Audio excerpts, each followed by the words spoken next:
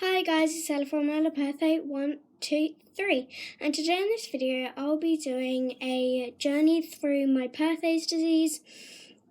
So there might be some little downs and some moments where I get a bit sad or something because I'm talking and I'm going through my journey of perthes, and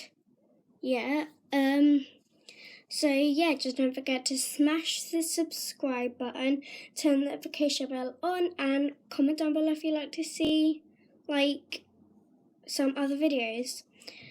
So, what I'm going to start off with is when it all started and why it started. Basically, I was, complaining that my hip was, getting really, really sore. So I was complaining that my hip was getting really sore, and my mum didn't think anything of it, and she was like, she's probably just pulled a muscle because I'm clumsy like that. So yeah, and then my childminder noticed it, when we were walking to school, and then that day when we were at school, when me and Robin were friends, because we're not anymore, I don't think, we were playing Chow, I think. It's a game where you push people over. And then, a din lady called me down to the office because my mum was there to pick me up to take me to the hospital. And then that time, I had a few x-rays, and then that's literally all I can remember. And then, a couple of weeks later, I went back, and then I going back, and then my doctor, called Mr. Carlisle, diagnosed with perthes disease. And then when he diagnosed me, he said that I'd have to be on crutches, and it was my choice to be in a wheelchair. But as soon as we found out, me and my mum cried. And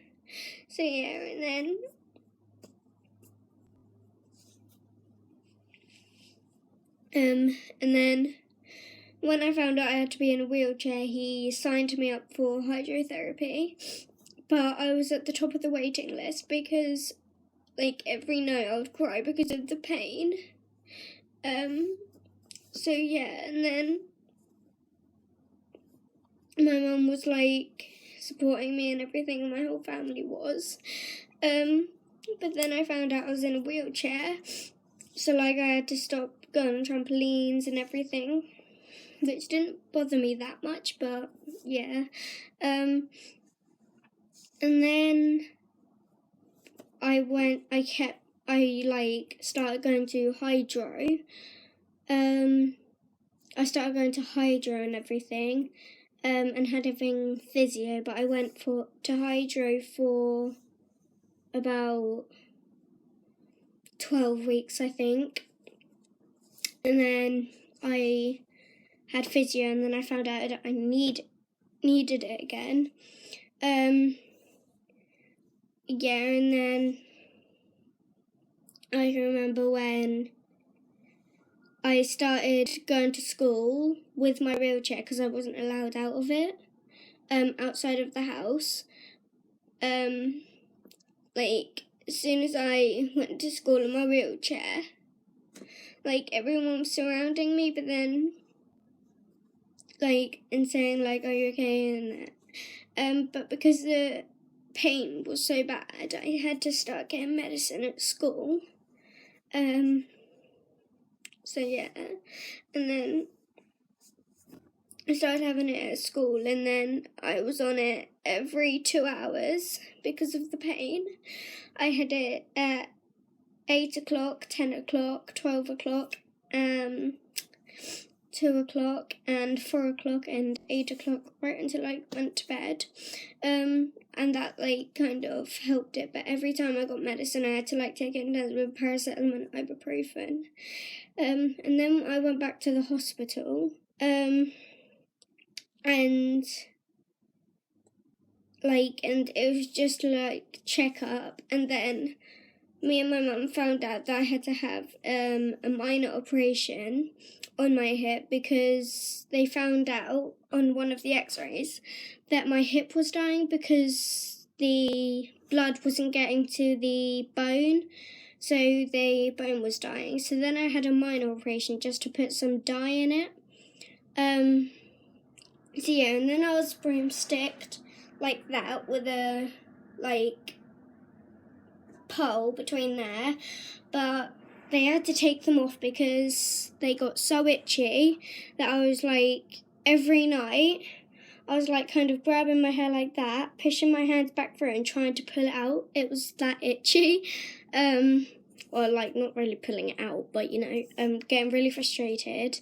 But then when they took the casts off, I had massive welts, welts. So I never had those on again. But I had a spicker chair, and if you don't know what that is, it's a big wheelchair. And it has the footrests like that, so they're kind of up, so they didn't bag down. And then I had to have a major operation called the hip osteotomy. And if you're wondering, my hip condition is called perthes. So yeah, and then it was so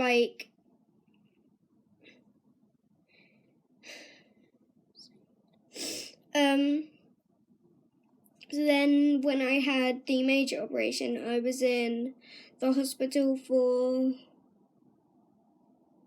3, 4, or 5 days. I'm not sure, but I think it was 4, but I'm not sure because I went on in the 1st of December.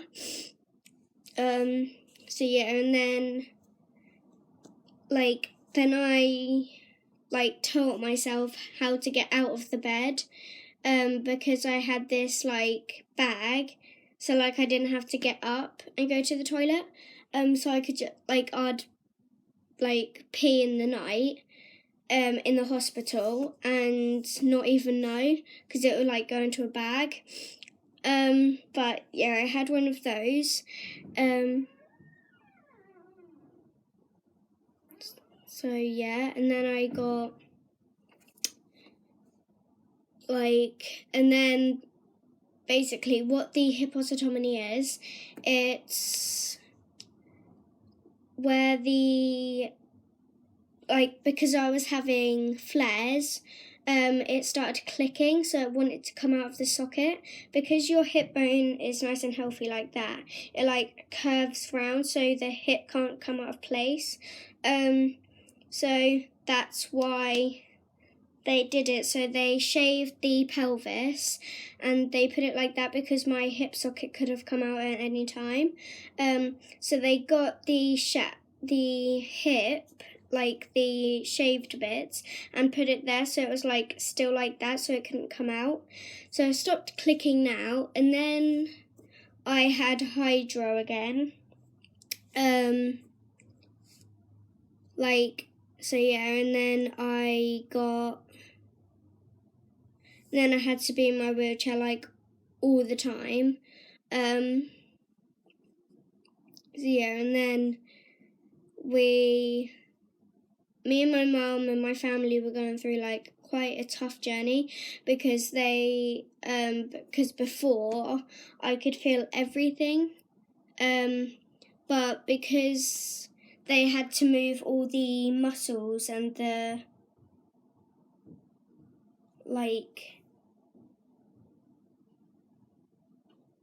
I don't know how to explain it.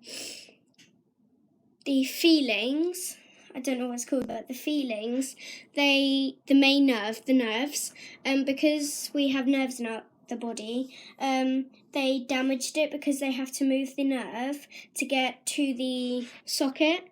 But when they moved it, my mum and the doctors think they damaged it.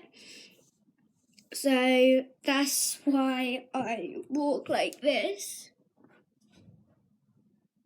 Like I do it like that. So I don't know if I'll ever walk properly again. But yeah. Like it's quite sad to go through my journey. So like my mum and everybody know about it. But when people at school ask me, how did you get it? Have you broken your leg or anything? And I like just say, no, I haven't broken anything. I've just got perthes disease. So that's what I usually answer because I know I'd get sad. And then I'd like start crying and everything.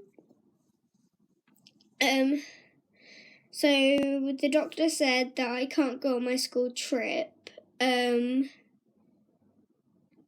to Hilltop because it's like an activity and it's all like mountain biking and jumping and everything. But I can't go because if I damage the hip, it will go like, that would be my walking experience over. So that's why I can't walk properly. Like I have got a lot better, and I'm getting a lot better. But yeah, got an itchy leg. But yeah, and then I've started coming out of my wheelchair at home and off my crutches at home, but outside of the house I still have to have my crutches and wheelchair. So yeah,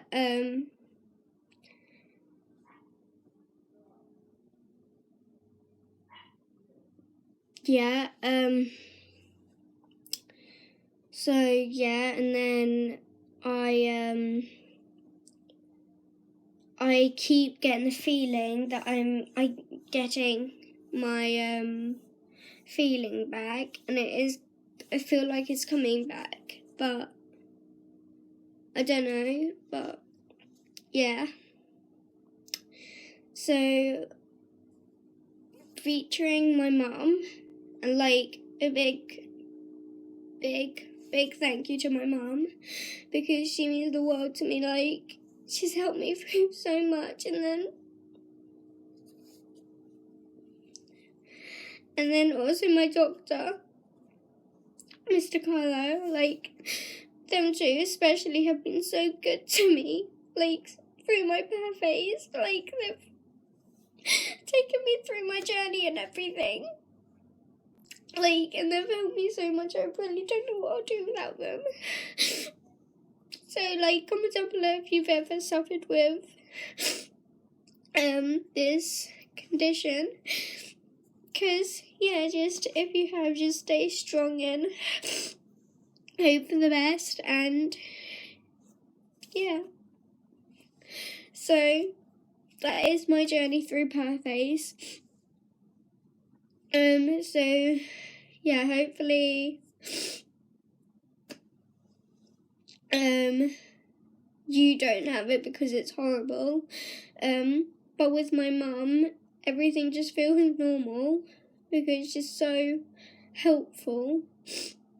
So yeah, and then also one last thing. You're probably thinking, is your bed downstairs? My bed is downstairs because when I had my operation, I couldn't get up the stairs because my legs were broomstick like this, and the physiotherapy said it's best if I move downstairs so it's easier for me. So I have been downstairs for about the last year, and up until now, so about a year and a half. So yeah, just don't forget to comment down below if you do have it. So yeah. Bye.